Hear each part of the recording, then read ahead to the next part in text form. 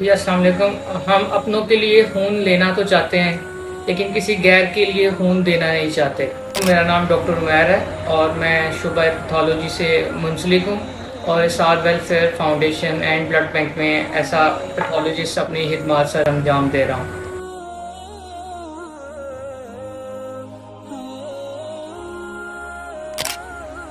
जी खून देने के कोई नुकसान नहीं है।